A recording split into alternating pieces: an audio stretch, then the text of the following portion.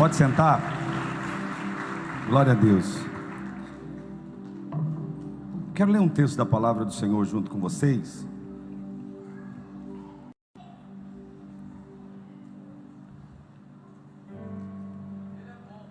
Livro do profeta Amós, capítulo 4, só o versículo 4. Quem aqui acredita que Deus manda alguém pecar usando um profeta? Quem acredita? Talvez seja de se assustar, né? Mas segura aí. Obrigado, viu? Deus usando o profeta Amós, o versículo 4 diz assim: vinde a Betel. A minha tradução fala ide a Betel. Vinde a Betel e o quê?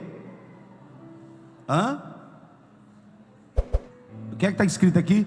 Vinde a Betel e o quê?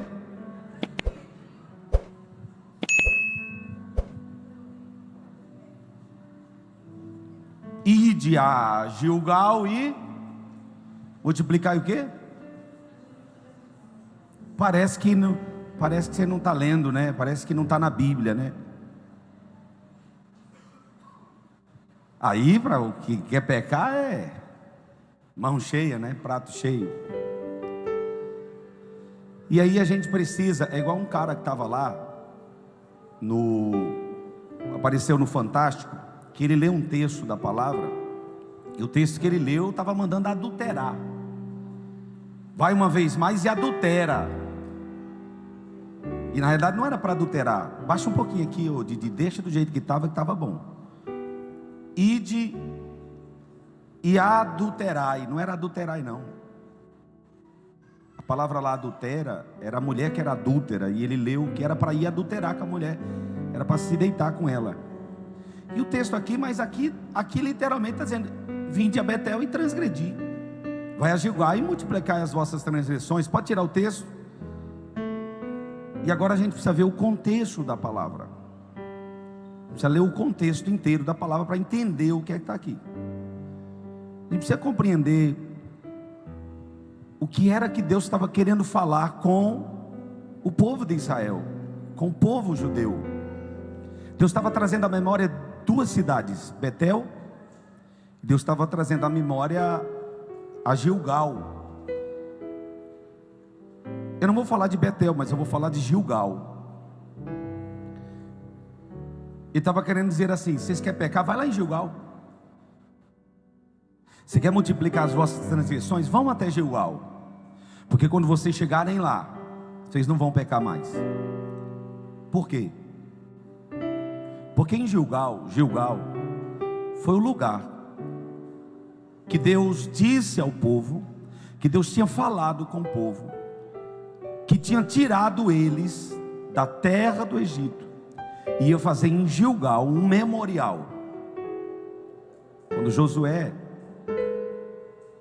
estava passando com o povo, segura ali essas crianças em nome de Jesus. Quando Josué estava passando com o povo, cruzaram o rio Jordão. O rio Jordão parou. Quando os sacerdotes colocaram o pé sobre as águas, quando tocaram as trombetas, a terra ficou enxuta, o rio parou, e Deus tinha dado uma ordem para que se retirasse do rio 12 pedras. Essas 12 pedras iam ser em memorial ao que Deus tinha feito com o povo, tirado o povo do Egito, caminhado com o povo no deserto, levado o povo até a terra prometida. E qual foi a terra que eles entraram? Qual foi a primeira terra depois do Jordão? Qual foi o primeiro lugar que eles se acamparam? Gilgal, diga Gilgal. E nesse lugar que eles fizeram o primeiro acampamento em terra prometida, antes de conquistar Jericó, eles levantaram, fizeram um monumento, um memorial, forma de aliança. E aí a palavra do Senhor diz que eles carregaram as pedras. Eu tenho mania de levar pedra de onde eu vou para casa, e aí eu descobri que eu acho que é disso aí. Eu fui lá para a praia, lá, não sei aonde, lá no Rio de Janeiro, vi uma pedra bonita, e disse, essa é minha. Aí eu fui no Monte Sabó, a primeira vez que eu fui no Monte Sabó, eu sabia que eu já fiz a campanha das pedras, eu já dei pedra para o povo. Pastor, resolve, mas não é certo, né? Uma vez eu peguei um monte de pedra, coloquei no saco, consagrei as outras que estavam lá, vou dar uma pedra para cada um, e a pedra de Davi, você vai derrubar o gigante. Quando eu não conhecia a Bíblia, sabe? Eu dava essas coisas para o povo. E um dia eu coloquei no meio dessas pedras, uma pedra que eu supostamente tinha consagrado no monte. Ela está em casa ainda, mas não é pedra consagrada, é só a pedra de lembrança que eu trouxe do monte, está lá. E aí tinha um irmão que era incrédulo, mas eu estava na fé, irmão. E ele chegou lá me criticando, da antiga religião, sabe? Para que isso? Aquilo para mim foi uma ofensa, porque eu estava exercitando a minha fé. Aí ele falou, para que isso? Você é louco, você não precisa fazer isso. E eu, cheio de fé. Quando ele falou, acabou de falar, eu disse, aqui tem fé, meu irmão. As pedras começaram a se movimentar dentro do saco. É claro que acho que estava mal colocada, né? Mas ele disse, o que é isso? Eu disse, é a minha fé. Mas eu gosto de pedra. Eu tenho algumas pedras em casa. Eu tenho umas pedras que ninguém acredita, mas eu tenho pedras em casa que são centenárias, milenares, vamos dizer, milenares, né? Que ali criaram fósseis naquelas pedras. Eu gosto de pedra, né? Eu gosto, não é muito grande não, mas só que essa pedra aqui, que foi dada a ordem para que tirasse a pedra do rio, não era uma pedrinha não, viu? Era uma pedrona, era uma pedra grande. E a palavra do Senhor lá no livro de Josué, no capítulo 4, diz que eles carregaram aquelas pedras. Diga assim, era grande. Por quê? Aquelas pedras iam servir de memorial, aquela pedra ia servir de história. Eles fizeram, representando as 12 tribos de Israel, eles fizeram os círculos usando aquelas pedras. E quando alguém chegava em Gilgal, que via as pedras, dizia, em Gilgal tem testemunho. Era para isso. Há lugares que nós passamos e há situações que nós enfrentamos em nossas vidas que serve de testemunho para a gente. Sabe aquela roupa que você usou ela há muito tempo, você não tem coragem de dar para ninguém? É o teu Gilgal. Sabe aquele sapato que você sabe que você usou ele tanto, e Deus foi tremendo com você, que você usou ele bastante. Eu já tive um sapato que eu mudei ele de cor pelo menos umas 3 vezes. E eu chegava perto dos irmãos e dizia, que sapato bonito. Eu dizia, eu passei meia hora engraxando ele. Alguém chegava e dizia, que sapato bonito, comprou onde? Eu disse, mal ele sabia que era o mesmo, era o meu Gilgal. Quando eu olhava para ele, eu dizia, esse aqui tem testemunho. Gilgal era o lugar do testemunho. Porque quem olhava para as pedras em Gilgal, o lugar de aliança, eles diziam assim, Deus é fiel, porque Ele prometeu, e Ele foi fiel para cumprir o que Ele prometeu. Quem chegava em Gilgal, observava as pedras e dizia, essas pedras aqui está dizendo, Deus foi o nosso maná no deserto. Ele caminhou conosco como coluna de nuvem, Ele caminhou conosco como coluna de fogo, e Ele foi fiel. Quem olhava para as pedras estava dizendo, é testemunho, tem testemunho. Eu sei, meu amigo, que você não quer passar por algumas situações, mas Deus vai te levar até o Gilgal, e no Gilgal você vai levantar o seu lugar de testemunho, e quando você olhar para o lugar, você vai dizer, Deus é fiel e nos trouxe até aqui. Deus é fiel, Deus é fiel. Olhe para o teu irmão que está do teu lado, diga assim, Deus é fiel. Diga para ele, diga assim, Deus é fiel. Diga, Deus é fiel. Deus é fiel. Deus é fiel até no meu ouvido. Deus é fiel. Estou pregando aqui, eu sei que aqui atrás tem um microfone ligado. Deus é fiel. Deus é fiel. Olha para o teu irmão de novo, chacoalha ele e diz assim, Deus é fiel, meu irmão. Fica tranquilo, Deus é fiel. Deus vai te levar para o lugar de Gilgal. Deus é fiel, vai te levar para Gilgal. Deus vai te levar para o lugar da aliança. Agora em Gilgal, escuta aqui, em Gilgal, ei, vai vir nada de mão beijada não, irmão. Vai ter que carregar pedra. Só um aleluia. Em Gilgal, para chegar em Gilgal tem que carregar pedra. Para chegar em Gilgal tem que carregar pedra. Para chegar em Gilgal tem que ter sacrifício, porque foi em Gilgal que eles fizeram a circuncisão de todos os homens, de toda a nação. Eles fizeram a circuncisão de todos os homens. Em Gilgal tinha sacrifício, em Gilgal tinha derramamento de sangue, sim, tinha sacrifício, e em Gilgal tinha aliança com Deus. Quem chegava em Gilgal olhava as pedras e dizia: Deus foi tremendo. De onde foram essas pedras? Do Jordão. Tem mergulhador aqui? Não. Deus parou o rio. Alguém fez curso de natação, de mergulho? Não precisa. Se você estiver disposto a chegar do outro lado até o Gilgal, Deus vai dar oportunidade para você pegar lá desse ribeiro, lá desse rio, você vai pegar a pedra, viu? A Bíblia diz que as águas pararam.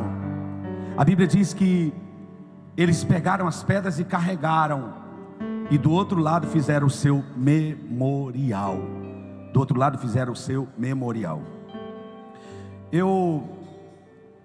Quando eu falo de Gilgal, eu falo de lugar da aliança. Diga comigo, lugar da aliança, lugar da memória, lugar dos testemunhos. Repete comigo, lugar dos testemunhos. Porque tem gente que não chega do outro lado, porque não está disposto a carregar a pedra e contar o testemunho. Gilgal é o lugar de lembrança. Gilgal é o lugar de lembrar. Gilgal é o lugar de lembrar daquilo que Deus fez. E eu te pergunto, será que Deus não fez muito para você nesses dias? Será que Deus não cuidou de você no meio desses anos de pandemia? Será que Deus não fez e não operou milagre? Só você está vivo, está de pé. É só você lembrar que você tem um Gilgal na sua vida. Gilgal é o lugar que Deus preparou para aquele povo fazer aliança, renovar a aliança com Deus, e naquele lugar ficar um memorial. Esse lugar chamado Gilgal, que é o lugar das memórias, passou por um tempo de seca, de escassez. Eu vou ler com você, eu quero que você abra a sua Bíblia no livro de 2 Reis. O capítulo é o 4 e o versículo é o 38. Abra aí a sua Bíblia comigo. 4:38. Olha o que diz a palavra do Senhor. E voltando Eliseu aonde?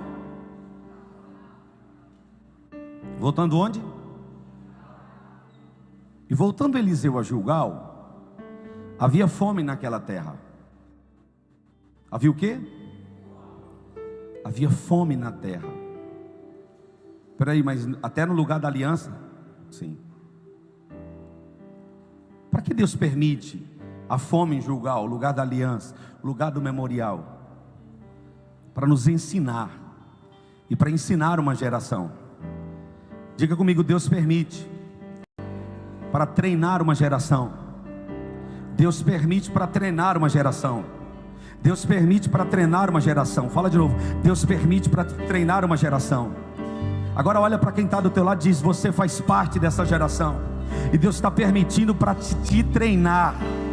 Deus está permitindo para te forjar.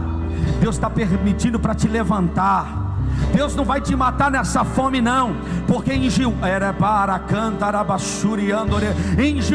é o lugar da aliança, é o lugar do memorial. Deus permite, mas Deus está conosco em Gilgal, ainda que seja lugar de fome, Ele está conosco em Gilgal.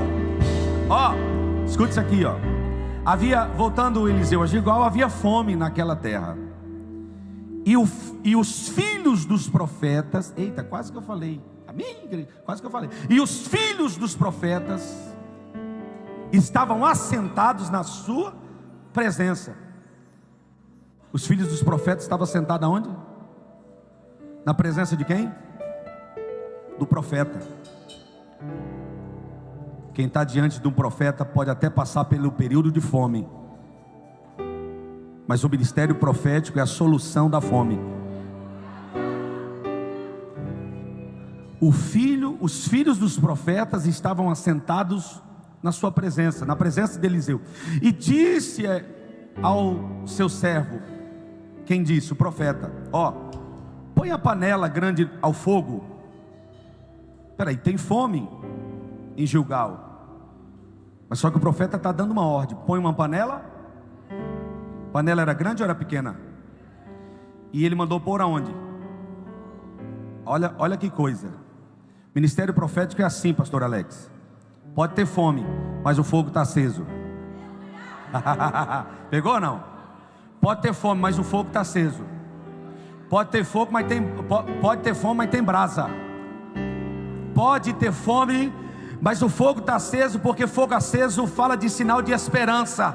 Porque mais cedo ou mais tarde alguém vai trazer alguma coisa e nós vamos pôr alguma coisa no fogo. Meu Deus do céu. Sabe o que Deus está falando? Não apaga o teu fogo não, filho. Sabe o que Deus está falando? Não apaga o teu fogo não, filha.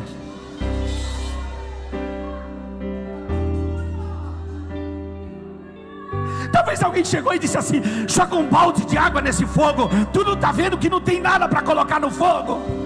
Até agora que o profeta chega, e diante do profeta está quem? O filho dos profetas.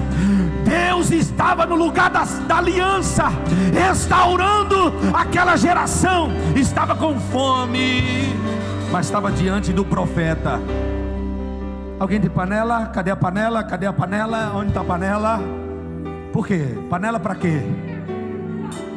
Para quê? Para que panela? Para que panela? Ei, o profeta disse para colocar a panela no fogo. Eu não disse para tu? Eu não disse que não era para apagar o fogo? Quantas vezes tu disse: joga um balde de água no fogo? Está só fazendo fumaça, está só aquecendo o ambiente. Eu não disse para você que uma hora ele ia mandar pôr panela do fogo? Eu não disse. Ei, meu irmão, perde a esperança não, filho. Perde a esperança não apaga o fogo não. Porque eu vim aqui como profeta de Deus hoje. Eu vim aqui como profeta de Deus hoje. Eu vim aqui como profeta nesse domingo para liberar essa palavra sobre a tua vida. Está chegando a hora de você colocar a panela no fogo. Está chegando a hora de você colocar. Era para quem recebeu. Deus está dizendo que chegou a hora de você colocar a panela no fogo. Mas quando você pegar a panela, escute isso aqui. Alguém vai dizer: vai pôr o quê? Vai colocar o quê? Vai pôr o quê no fogo? Quero nem saber, o fogo está aceso, vou pôr a panela. Mas pôr o quê? Não se preocupa não. Vou pôr a panela no fogo. Porque aquele profeta, ele veio para restaurar a visão profética naqueles dias. E sabe quando era? Sabe como é que restaura uma visão profética? Sabe quando é que renova uma visão profética? Sabe quando é que renova uma visão profética? Sabe quando é que renova uma visão profética? É quando o profeta olha e vê que os profetas passados se corromperam. Mas diz assim: ele estava diante dos filhos dos profetas, e Eliseu aqui estava com uma incumbência. Eliseu aqui estava com um compromisso de quê? De restaurar o ministério profético naquela geração. Ele estava dizendo: eu fui chamado, eu recebi a unção que estava sobre Elias. Elias já foi, e eu sei que um dia eu vou também, mas aquilo que Deus me deu não vai ficar em mim. Ele levantou uma escola de profetas e começou a pregar para aquela criançada, para aqueles meninos. Ele começou a dizer: para, cântara. Eu sei que a geração passada foi melhor do que eu, por isso que eu estou aqui. Mas aquilo que eles pregaram para mim, hoje eu estou dizendo: vai ter uma geração melhor que a minha. Vai ter filhos melhores que eu. Vai ter pais melhores do que eu. Eu estou profetizando sobre a vida de jovens. Eu estou profetizando sobre a vida de jovens. O fogo não pode apagar. Não pode apagar. Não pode apagar. O fogo não pode apagar. Não pode, não pode. Não pode, não pode, não pode. Na hora que o profeta mandar pôr a panela no fogo, o fogo está aceso.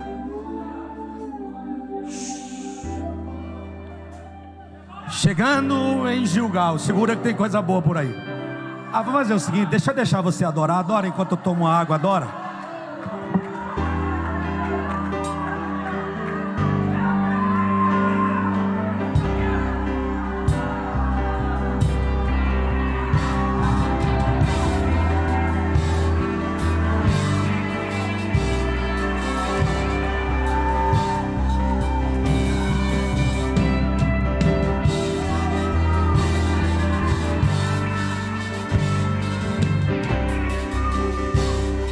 eu fui consagrado ao ministério. Eu estava desviado. Não, mas desviado. Não, você não tem noção. Você não tem noção que é desviado. Hoje ninguém me engana, porque eu enganei a muitos. Eu estava lembrando disso agora aqui. Antigamente, os pastores, para ser pastores, passavam 15 anos de diaconato, 15 anos de presbitério. E quando estava lá na sua velhice, consagrava ele pastor, ele 3, 4 anos, ou morria ou jubilava. Mas a geração passada, que foi os meus pastores, quando eu comecei a desenvolver o ministério, eles disseram: não vou fazer com você o que fizeram comigo. Eu vi que você tem potencial. A hora que se casar, nós vamos levantar você como obreiro da casa. E eu não sou besta, eu disse: Senhor, me dê uma mulher que ore mais que eu. Tadinha dela, sofreu comigo. Nós casamos cedo. Não, 21 anos para casar não, é novo. Fica aí, fornicando. Fica aí. Poucos anos depois eu desviei, irmão. Desviei dentro da igreja. Eu estava desviado dentro da igreja. E o pastor estava dizendo: eu acredito no teu chamado. E eu desviado. Você queria ir para a igreja, desviado. Eu vou falar para você que eu era desviado. Por que eu era desviado? E aí, antigamente, para ungir alguém, os pastores, os líderes iam na casa conversar com a esposa, com o pai, com os vizinhos, para saber qual era o testemunho. O testemunho em casa era beleza. Agora lá fora, no escondido, só Deus, só misericórdia de Deus. No escondido, eu dizia: Deus, eu não quero isso para a minha vida, porque eu sei que o Senhor tem um chamado. Olha, eles estão apostando em mim. E aí um dia eu cheguei em casa, a minha esposa disse assim: o pastor veio aqui com uma comitiva de obreiros e disse que ia te ungir na próxima reunião. Eu poderia ter tomado um choque aquele dia e ter dito: vou me acertar. Mas não, continuei com a minha vida errada. A unção era domingo de manhã, na sede da igreja que a gente congregava. Você pensa que eu fui para casa dormir? Passei a noite inteira no funk, irmão, tomando uísque, usando droga a noite inteira. Quando foi de manhã, ela disse: tu não vem não, filho? Hoje é o dia da tua unção.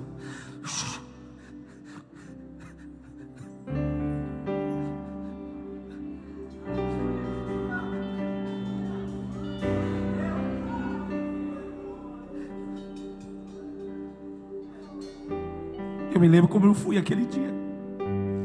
Eu fui empurrado. Eu disse: eu não quero mais. Eu fui empurrado aquele dia. Eu estava bem no mundo, estava bom do jeito que eu estava. Estava gostosinho, como a gente usava o ditado lá fora. Eu não sei porque eu estou falando isso, mas Deus me trouxe a memória para liberar isso sobre a tua vida hoje. Me ungiram. Eu não passei pelo... Eu não fui cooperador. Eu não fiquei tantos anos lá de diácono, porque isso aí eu já fazia. Eu não tinha unção, não tinha carteirinha, mas já fazia. E quando eu recebi a unção, o pastor disse para mim assim: ó, tu vai chegar onde eu cheguei sem passar o que eu passei. Me ungiu. E eu desviado. Aquilo não melhorou minha vida, eu continuei desviado. Agora por que eu estou falando isso? Porque aquele pastor Alex, acreditou em mim. Deus tinha mostrado para ele essa igreja hoje. Deus tinha mostrado a família de hoje. Sabe qual é o nosso problema? É que nós olhamos para as pessoas como uma olha para as outras, mas Deus não olha para mim como você olha. Deus não olha para você como eu olho. Deus olha para você e vê você lá na frente. Deus olha para você e está vendo você lá na frente. Ele está dizendo: ei filho, essa geração que está chegando agora, Deus está colocando sobre as nossas vidas uma unção para consertar a próxima geração. Porque a geração passada recebeu, transferiu para nós, e nós estamos transferindo para os nossos filhos. Nós estamos transferindo para os netos, para os sobrinhos. E o teu sobrinho, o teu filho, o teu irmão, ou seja quem for, não vai morrer nas drogas, não vai morrer nas baladas, não vai morrer nas festas, porque eu acredito nessa geração. Eu acredito nessa geração. Eu acredito nessa geração. Voltando Eliseu a Gilgal, havia fome naquela terra, e os filhos dos profetas estavam assentados na presença dele, e disse a seu servo: põe uma panela grande no fogo, e faz um caldo de ervas para o filho dos profetas. Põe uma panela grande no fogo. Dá para entender que o fogo estava aceso. Olha, irmão, vou falar uma coisa para você. A Bíblia diz que Elias, quando chegou em Serepta, encontrou uma senhora catando gravetos. A gente sabe que graveto não é lenha, graveto é graveto. Ela só estava pegando o graveto para reacender o fogo que já estava aceso. Você não pegou. A mulher viúva não tinha nada em casa, e o profeta diz: vai lá, faz um pão para mim. Ela disse: eu não tenho, o que eu tenho vai comer eu e meu filho, vamos morrer. Estou pegando graveto aqui. Sabe o que é interessante? A Bíblia não diz, mas eu imagino que quem olhava para aquela mulher via o foguinho, a fumaça subindo da chaminé, e estava dizendo: tem pão na casa dela. Ela não tinha nada. Está vivendo de aparência. Não é vivendo de aparência. Ela estava acreditando que uma hora o profeta ia chegar, uma hora a provisão ia chegar, uma hora Deus ia mandar alguém. Ei, meu irmão, pode continuar colocando os seus gravetos no fogo, reacendendo as suas brasas, porque vai chegar a hora certa do profeta chegar. Ela obedeceu e a provisão chegou. Só estou falando isso aqui para você ter ideia, que o fogo, ele já estava vendo o fogo. Vai lá e pega uma panela e põe uma panela grande no fogo, faz um caldo de ervas para o filho dos profetas. Vamos ler isso aqui, o próximo versículo, o próximo. Então um deles saiu ao campo a apanhar ervas, e achou parra amarga, ou erva amarga, brava. Achou erva brava. Essa brava é venenosa. Não é tua mulher não, que é meia brava lá não, quando você deixa a cueca em qualquer lugar, o sapato jogado, que é veneno. Bravo está falando de veneno. E colheu e encheu a sua capa de colossíntidas. Era o tipo de erva. E veio e as cortou na panela do caldo. Por que ele cortou a erva na panela do caldo? Porque ele não conhecia, ele não sabia o que era. Não sabia.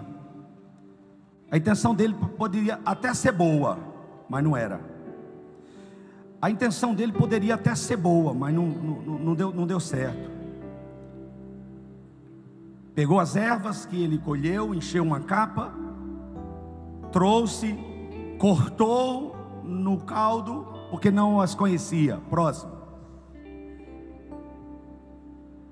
Assim deram de comer para os homens. E sucedeu que, comendo um deles daquele caldo, clamaram e disseram: um deles comeu, e os outros que estavam em volta clamaram. Quem clamou não foi quem comeu, foi quem viu o que aconteceu com quem comeu. Assim deram de comer para os homens, e sucedeu que, comendo eles daquele caldo, clamaram e disseram: homem de Deus. Clamor é assim, é grito. Nós estamos no clamor da meia-noite, clamando 31 dias. Grita mesmo lá na tua casa. Hoje é o 27º dia. Temos mais 4 dias, 3 dias. Hoje é 27? Hoje é 21, 29. Gente, eu estou na sexta-feira. Deixa eu reprogramar aqui o negócio que pronto, 29. Só faltam 3 dias agora. 29 hoje, né? 29, 30 e 31. 3 dias de oração. Nesses 3 dias de oração, para a gente encerrar o mês de janeiro e mudar o ciclo, Deixa eu te convidar para você orar hoje com a gente. Quem pode orar? Aonde, pastor? Lá na sua casa.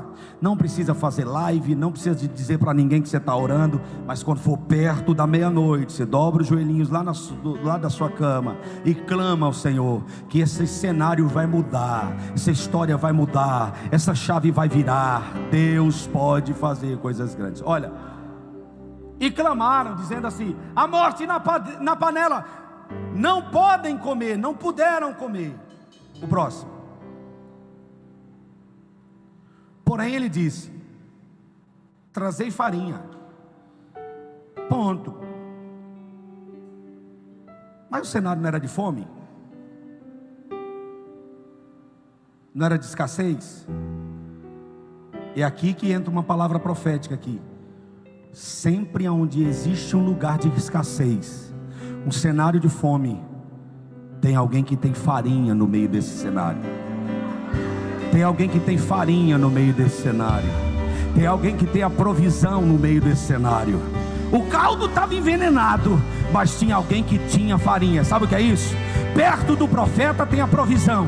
Alguém que estava perto do profeta tinha farinha, e o profeta estava dizendo: eu sei que aí tem farinha, eu sei que tem alguém que tem farinha. Traz a farinha, traz a farinha, traz a farinha, traz a farinha, traz a farinha. Deixa eu liberar essa palavra, levante a sua mão agora. Você vai ser o portador da farinha lá na sua casa. Você vai ser o portador da farinha lá na sua empresa. Você vai ser o portador da farinha no meio desses negócios que aos olhos de muitos não vai dar certo, mas você vai ser o portador da farinha. O portador da farinha não fica gritando para ninguém que tem farinha, mas o profeta sabe que tem alguém que tem farinha. Aquele que tem farinha não toca trombeta. Aquele que, eita, na hora certa, o portador da farinha vai se revelar. Quando o profeta disser: tem farinha aí, tem alguém que tem farinha e eu sei disso. Tem alguém que tem os dons e eu sei disso. Tem alguém que tem a porção da farinha e eu sei disso. Tem alguém que tem... Eu estou falando uma coisa para você entender. Estou cheio de Deus neste domingo, e Deus está falando: ei, vai chegar a hora de você usar a tua farinha. Vai chegar a hora de você usar a tua farinha, rapaz. Vai chegar a hora de você usar a tua farinha. Fica tranquilo, fica em paz. Diz: coloca a farinha agora na panela e depois pode dar de comer. Você imagina alguém puxando um pacote. Ei, Berg, hein? Punhadinho daquela farinha, hein? Farinha lá do norte é perigosa, quebra dente, viu? Ainda toma com açaí. Não, nós comemos farinha passa na carne. Os grãos da nossa farinha ficam na carne, mas lá a farinha lá é bitela. O cara chega lá no saco, joga de longe, ela vai. Quem aqui conhece a farinha lá do norte? Norte é norte. Não vem dizer que tinha uma geração e dizia: você não, sou do norte. Irmão, Manaus, Pará, não, da Bahia, não, Nordeste. Geografia, pelo amor de Deus. Pelo amor de Deus, é a mesma coisa chamar um chinês de japonês. Todo chinês é japonês, você fica enfurecido. Todo coreano é japonês. É japonês. Ele vai mandar você para aquele lugar e você nem sabe. Vá, eu não vou falar aqui não, porque é feio, né? Tem uns na internet que mandam. Não chama de japonês não. É a mesma coisa quem é da Bahia, Pernambuco. Tem pernambucano aqui não? Deixa eu ver se tem algum aí. Tem alguém da Bahia aí? Da Bahia, tem da Bahia? Tem alguém da Paraíba aí? Tem alguém da Paraíba? Na live aí, se tiver algum paraibano lá na internet, lá no rádio. Tem muita gente lá do Nordeste. E aí no Norte a farinha é assim. Você imagina no meio de uma multidão de homens com fome, o profeta dizer: põe farinha na panela. O cara tirar o pacotinho de farinha. Rapaz, tu tinha farinha, não me falou. Eu tinha, mas quem tem farinha, escuta aqui. Quem tem farinha, escuta a voz de Deus. Quem tem farinha, espera a hora certa. Você não está entendendo. Quem tem farinha tem a hora certa. Meu Deus. Guarda a farinha aí, segura. Tem a hora certa. Tem a hora certa. Tem a hora certa. Tu tinha farinha, não me falou. Nós com fome. Tu com farinha aí. E dá boa ainda. Estou vendo que é da boa. Põe a farinha na panela. Depois dá ao povo para que coma. E o que? E já não havia mal nenhum na... Fala assim, eita farinha boa, hein? Quem gosta de farinha aí? Quem gosta de farinha? Fala aí, quem gosta? Eita farinha boa, hein? Tirou o veneno da panela. A farinha, ela representa a palavra. Diga comigo, representa a palavra. Fala bem forte, a farinha representa a palavra. Hoje eu vim aqui como profeta de Deus para colocar farinha na panela. Eu vim hoje aqui como profeta para colocar farinha na panela. Eu vim hoje aqui para colocar farinha na panela. Para mostrar para essa geração que tem profeta em Gilgal que respeita os marcos, a aliança. Aí tem um bando, eu vou chamar de bando para não chamar de rebanho. Tem um bando que começou hoje, que está colocando veneno na panela. A gente está pregando a palavra aqui, e tem um bando que está colocando veneno na panela por aí. Eu vim como profeta de Deus aqui. Eu vim como profeta de Deus. Respeita a geração passada e respeita os anos que nós estamos na escola de profetas.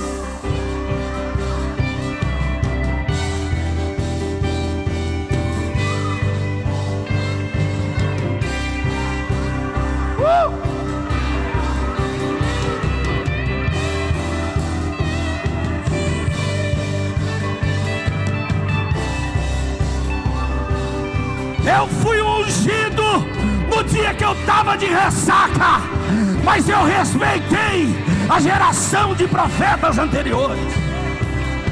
E tem gente que não bebeu da água que a gente bebe, que não comeu do pão que a gente come, e não respeita a geração passada e nem a geração de hoje. Mas eu vim aqui como profeta para dizer: Deus está me autorizando colocar farinha na panela, farinha na panela, farinha na panela, farinha na panela, farinha na panela, farinha na panela.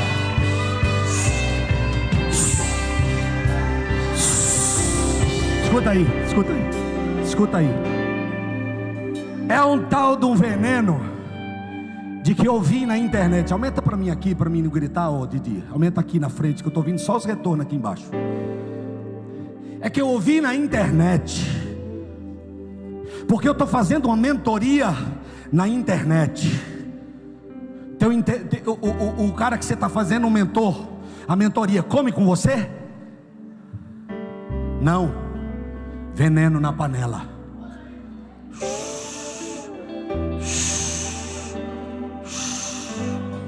É porque fulano, ciclano e beltrano está dizendo na internet. E o pastor de vocês, e o profeta de vocês está falando o quê?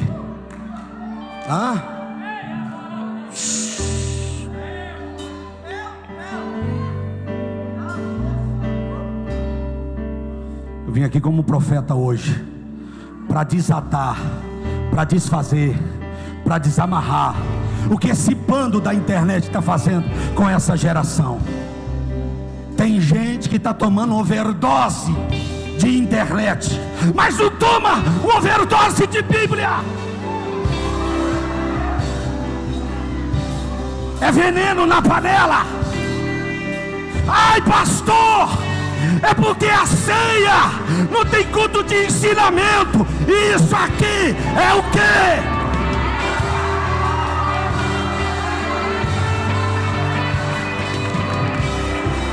É ensinamento com fogo, é ensinamento com palavra. Eu estou até com a barba arrepiada aqui, que Deus está me dando autoridade para tirar o veneno da panela, pastor Tom. Nós estamos orando 31 dias, hoje é o 29º dia, e Deus está falando: o veneno da panela está indo embora. O veneno da panela está indo embora, porque tem palavra, Patrícia. Procura na internet essa mensagem, acha, vai ter agora. Pode até ter, porque a palavra é palavra, né? Toca alguma coisa para me respirar, senão eu vou infartar. Mas é porque eu estou gordinho, não é porque eu estou irado não. Toca alguma coisa, toca qualquer coisa aí. Traz água para mim que o radiador ferveu. Traz água, até acabou a água. Eu vou jogar igual o profeta.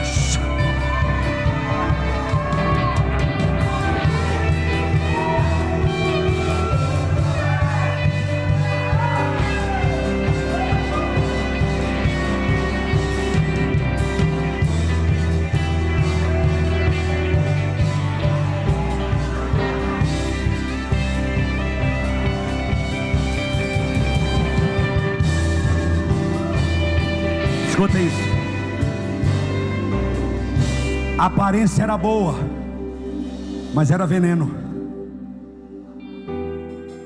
O cheiro era bom, mas era veneno. O gosto era até bom, irmã Márcia, mas era veneno. Obrigado pela água.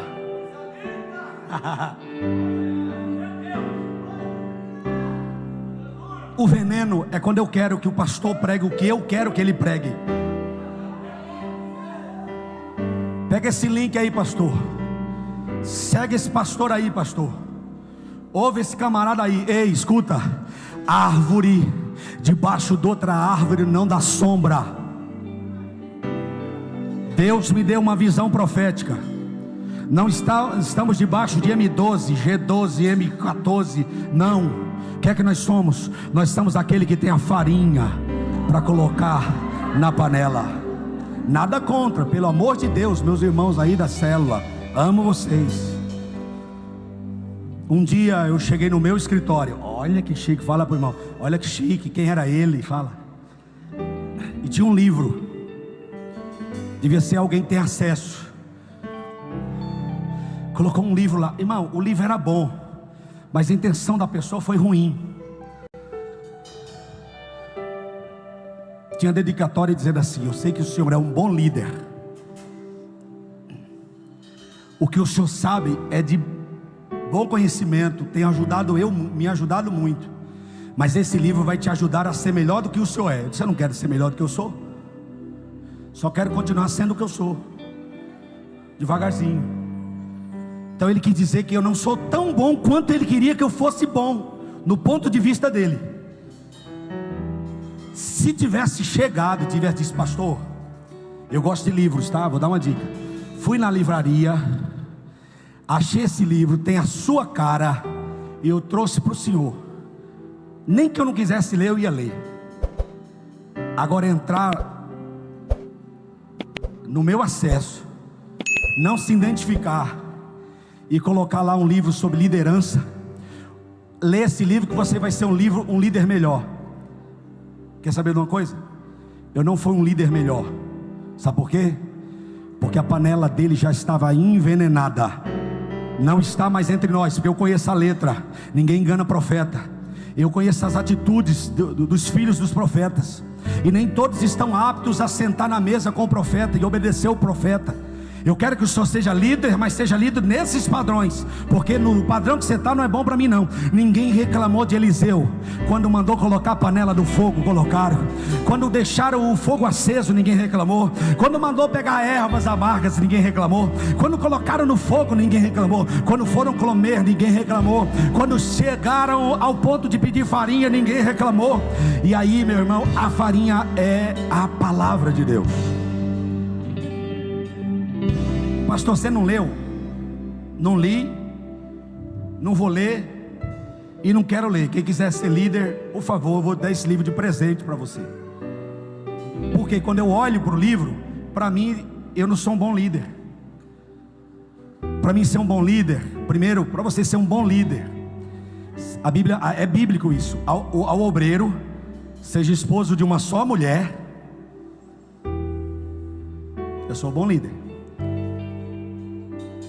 Para o líder, ele tem que ser testemunho em casa, de bom testemunho, e manusear bem a palavra. Só que nós estamos querendo mais. Por quê? A geração de hoje é a geração dos motivacionais. A geração de hoje é a geração dos devocionais. Que o devocional não é ruim, mas é uma geração que nós recebemos muito hoje. TikTok, Instagram, Facebook, YouTube, Twitter, entre outros. Virou uma geração de mentores. É uma geração de desvendadores de mistérios. Por quê? Escolhem aquilo que está dando certo no momento, vão lá, pega, baseia com os acontecimentos, e estão lá falando dos últimos dias da internet. Dá ibope. Se falar de catástrofes, dá ibope. Falar da marca da besta, dá ibope. Falar da ibope. Eu não estou dizendo que todo mundo é ruim, não estou generalizando, tem muita gente boa, mas a gente boa está com a farinha guardada. Eu conheço alguns gente boa, procura na internet, João Maria Hermel.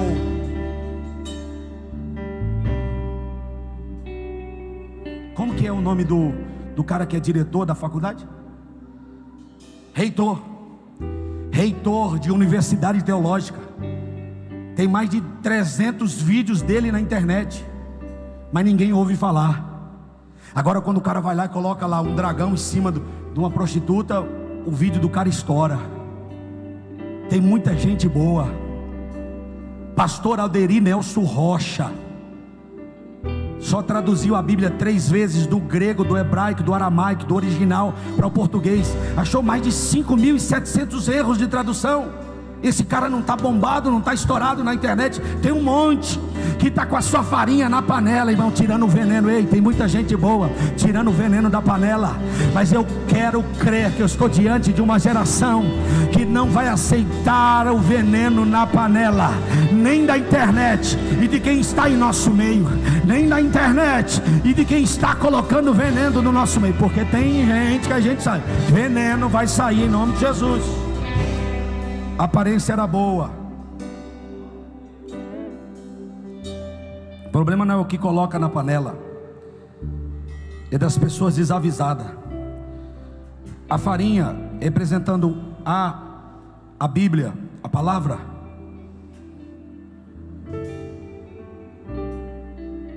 É ela que vem tirando esse veneno.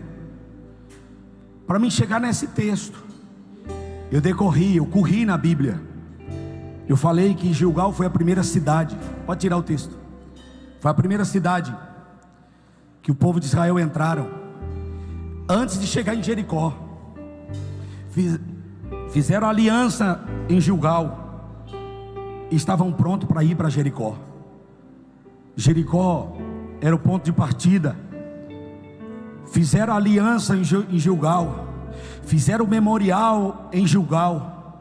E quem passava por Gilgal dizia o quê? Voltando à pregação, rebobinando: Deus é fiel.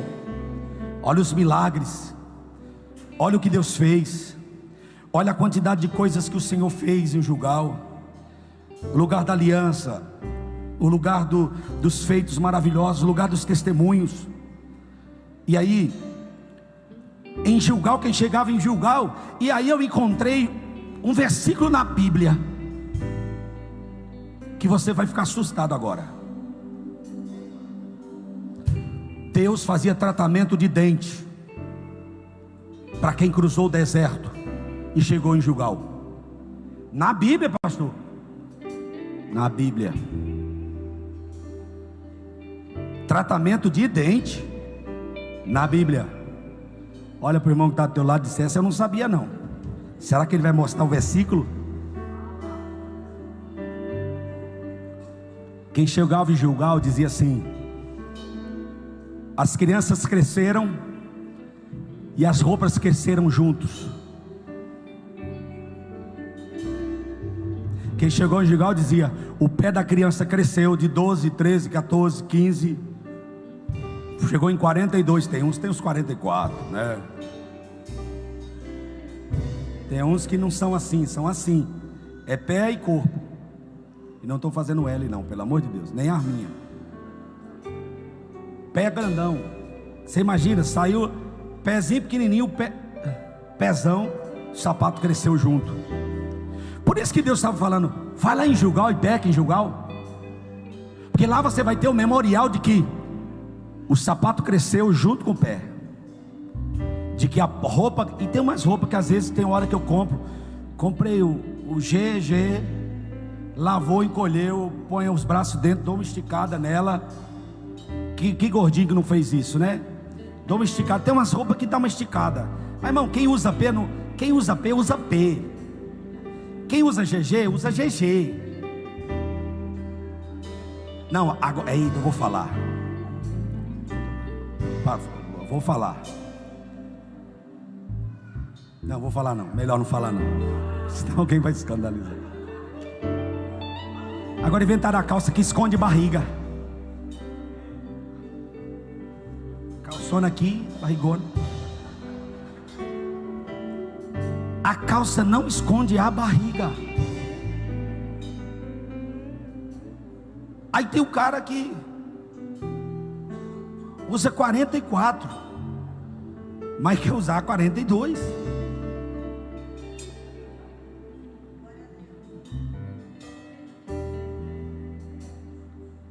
Parei. Mas roupa não cresce junto com a gente não, irmão. Lá no Nordeste, a calça pegando marreca. Quem lembra disso? É ou não é? A calça curta. E tem uns caras com as calças pegando marreca, né? Calça pegando marreca é isso. Mas agora é moda, gente. Mas se fosse há 40 anos atrás, nós não usávamos uma desgraça dessa nunca, uma miséria dessa. Falei, irmão, o que aconteceu? Cresceu, o corpo ficou? Me ajuda aqui, Alan. Baixa minhas calças aqui, que agora não apertou o negócio. Ajuda aqui, senão eu vou ficar meia hora baixando esse negócio. Baixa aí. Baixar, homem? Baixa aí, obrigado. Eu estou falando isso para você entender que em Israel as crianças cresciam e a calça não ficava pegando marreca não, irmão. Crescia junto com eles. Quem ia para Gilgal estava dizendo desse jeito: Gilgal tem memorial, porque a roupa crescia junto. E o tratamento de dente, pastor? Calma lá, rapaz. Vou te falar o versículo, capítulo e versículo. Crescia junto a roupa. E os dentes? Tratamento dental. Onde? No deserto. Mas tinha maquininha? Não. Tinha flúor? Não. Tinha enxaguante bucal? Não. Escova de dente? Não. Mas Deus fazia tratamento dental? Fazia.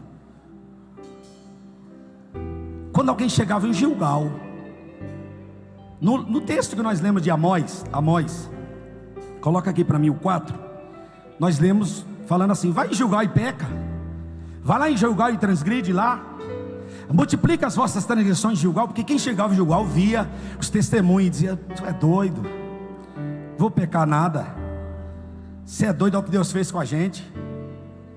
Deus está chamando alguém aqui para Gilgal hoje. Mas Ele está dizendo, não é para você ir lá pecar, mas é você ir para Gilgal, escute, e nunca mais pecar. Porque em Gilgal tem testemunho que o sapato crescia, que a roupa crescia. Tinha testemunho do maná que caía e você comia. Tinha testemunho da provisão. Tinha o testemunho das águas amargas de Mara que se tornaram doce. Tinha o testemunho lá de que o Deus que era a coluna de fogo, era a nuvem que protegia. Deus estava dizendo, vai em Gilgal e vê o memorial. Amós capítulo 4. Capítulo 4. Eu vou até abrir também aqui, vai que tem que não está mesmo. Capítulo 4. Eu li o 4. Só que agora eu vou ler o 6.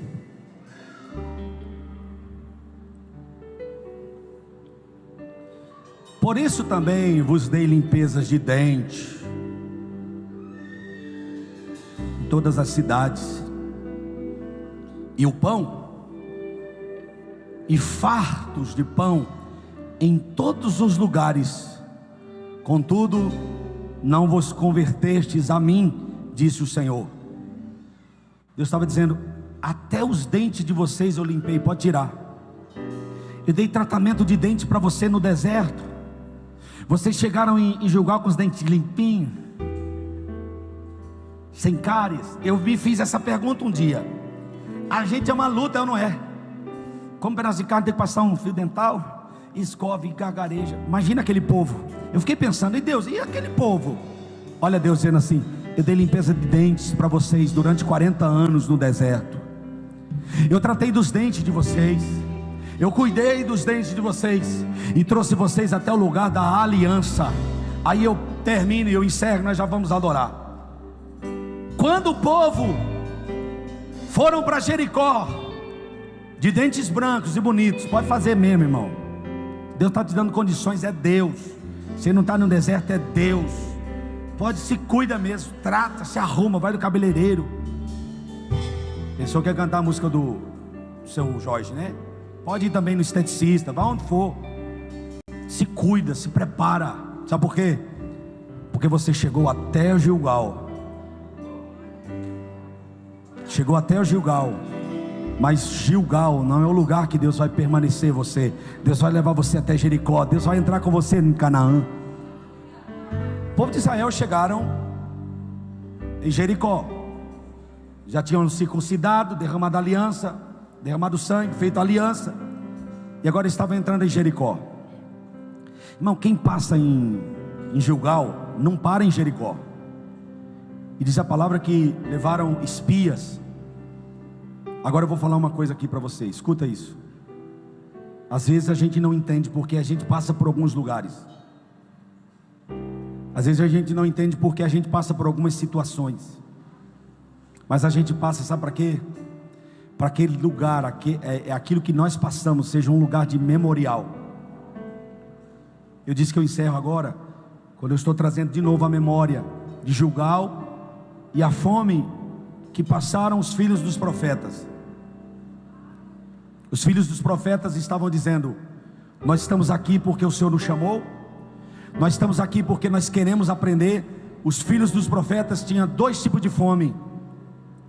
Tinha fome que era por causa da escassez daquele lugar. Eles tinham fome da palavra, e Eliseu foi o responsável pela escola de profetas daquela época. Eliseu estava transferindo para aquela geração. Eliseu estava transferindo para aquele povo. Eliseu estava transferindo para aquela geração, para aqueles jovens, para aqueles aprendizes de profeta, o ministério profético. Mas eles também estavam dizendo: no lugar que vocês estão, no lugar da aliança, Deus vai trazer provisão a este lugar, no lugar da aliança. Deus vai usar a nossa fé. O fogo está aceso, a panela está no fogo. Alguém pode até ter tentado colocar veneno na panela, mas os filhos dos profetas estavam aprendendo ali, que eles estavam em Gilgal, e que tinha um profeta ali em Gilgal, e o profeta estava ensinando aqueles filhos dos profetas a exercitar a sua fé. Eu não sei qual é o Gilgal que você está enfrentando, se é o Gilgal da memorial, ou se é o Gilgal da fome. Eu não sei se você está enfrentando o Gilgal da provisão, ou se é o Gilgal da escassez. Mas o importante é que, mesmo que seja no Gilgal da escassez, aquele que representa o profeta está em nosso meio, chamado Jesus de Nazaré. Ele disse assim: eu estou convosco até a consumação dos séculos. Nós não precisamos de receber profetas, porque o maior profeta está aqui, é Jesus de Nazaré. E Ele está dizendo, através da sua palavra, através da palavra dEle, Ele está curando o caldo da panela. Ele está curando o caldo da panela. Nós estamos profetizando para todo esse mês de fevereiro que vai entrar, que este mês de fevereiro será um fevereiro de cura. Não, você não pegou, você não entendeu. Mas não estou doente. Deus pode curar as tuas finanças, teu psique. Deus pode curar alguma coisa que você nem está enxergando, mas em nome de Jesus eu estou profetizando que esse fevereiro será o mês de cura. O caldo sarará, O veneno não matará, não ficará ninguém prostrado, e esta geração será alimentada, em Gilgal. Fique de pé, traga à memória o Deus que trouxe você a Gilgal. Traga à memória o Deus que trouxe você até o Gilgal. Quando eles estavam em Gilgal, ele estava dizendo: estamos perto do Jordão, aqui estão as pedras que foram tiradas do ribeiro. E olha o que Deus fez com o povo no deserto. Olha o que Deus fez com o povo no deserto. Deus trouxe o povo até Gilgal, e aqui eles estabeleceram um lugar de aliança. Deus está chamando alguém hoje para renovar a aliança com Ele. Deus está te chamando para Gilgal hoje, para fazer um marco na sua história. Será um marco na sua história. Gilgal estava falando de marco, um marco na sua história. Eu quero orar por você. Baixa um pouquinho. Eu quero orar por você que quer fazer uma aliança com o Senhor hoje. Tem alguém que quer aceitar Jesus hoje como seu Salvador. Você que cansou de comer veneno, e hoje você vai assumir um compromisso com esse ministério. Você vai assumir um compromisso com esse ministério profético. Você que viu a aliança, você que viu o marco, mas hoje você está dizendo: eu preciso que o veneno da panela seja tirado. Eu quero que esse espírito de morte, esse ambiente de morte saia da minha vida. Por quê? Porque eu estou em Gilgal, e Gilgal é o lugar da aliança. Eu quero orar por você. Vem aqui na frente. Vem aqui na frente. Eu quero orar por você. Eu quero abençoar a tua vida. Eu vim aqui como profeta hoje. Eu quero orar por você. Ô bispo, é verdade.